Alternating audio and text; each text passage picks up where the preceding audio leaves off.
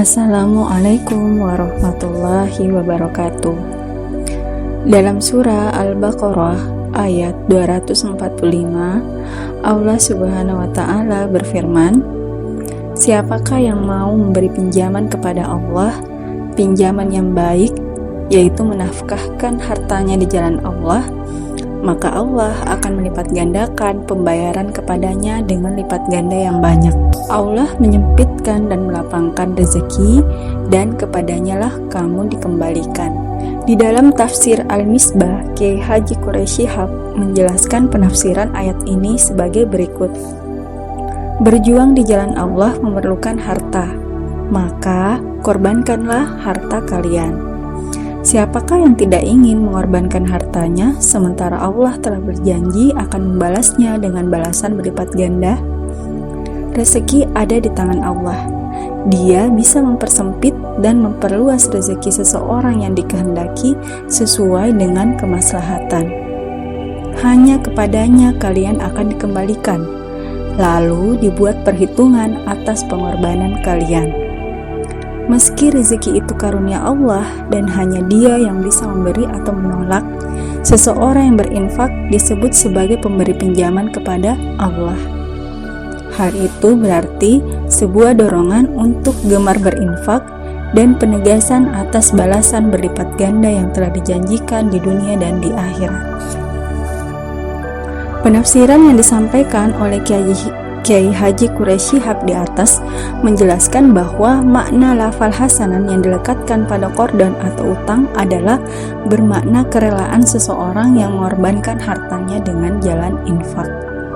Orang yang demikian ini ibarat orang yang meminjami Allah dan baginya kelak dijanjikan berupa kelipatan pahala yang banyak, baik di dunia maupun di akhirat.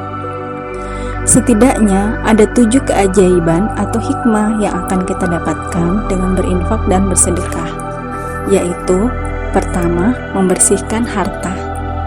Setiap harta yang didapatkan ada sebagian adalah milik orang yang membutuhkan. Oleh karena itu, dengan berinfak kita bisa membersihkan harta yang kita miliki dan menambah keberkahannya.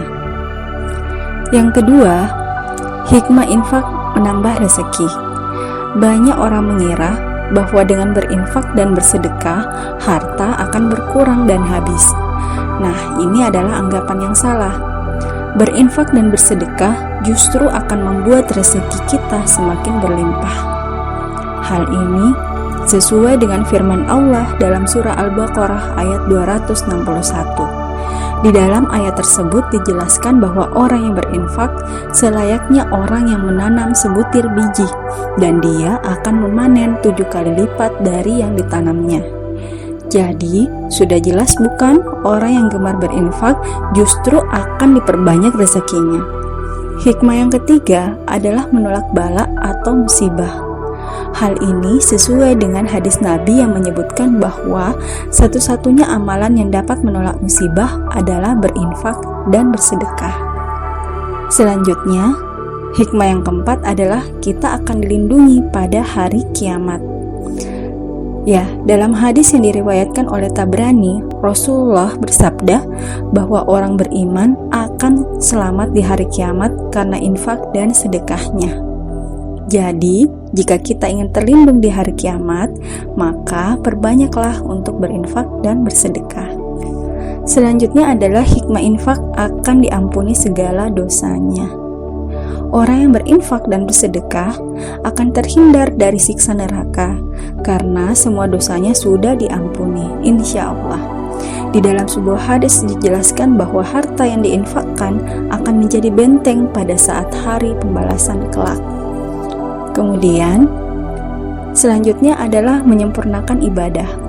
Di dalam surah Al-Imran ayat 92 dijelaskan bahwa kebajikan atau ibadah yang kamu kerjakan tidak akan sempurna jika kamu tidak berinfak dan bersedekah. Hal ini tentu memperjelas bahwa infak adalah penyempurna ibadah kita. Jika sholat adalah ibadah yang berhubungan kepada Allah, maka infak adalah ibadah yang berhubungan dengan sesama manusia. Hikmah yang terakhir adalah masuk surga dengan pintu khusus.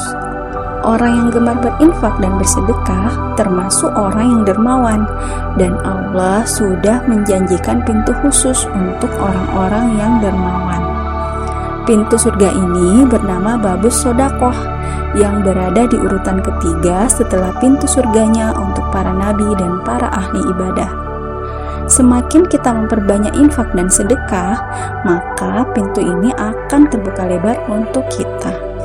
Nah, hari ini kami mengetuk pintu hati saudara, kiranya dapat membantu penyelesaian pembangunan ruang kelas dan musola sekolah Tahfiz Plus Khairul Ummah Makassar. Bangunan ini akan diisi oleh para calon hafiz dan hafizah, di mana insya Allah lisannya senantiasa basah dengan lantunan ayat-ayat suci Al-Quran. Hari-harinya senantiasa bergaul dengan Al-Quran, dan insya Allah seluruh aktivitasnya akan dibimbing oleh Al-Quran. Bayangkan, dengan harta yang tak seberapa kita sedekahkan untuk membantu pembangunan ruang kelas dan musola mereka, kita akan mendapatkan pahala jariah yang terus mengalir. Bahkan ketika kita tidur atau kelak, kita telah berada di liang lahat. Terima kasih. Assalamualaikum warahmatullahi wabarakatuh.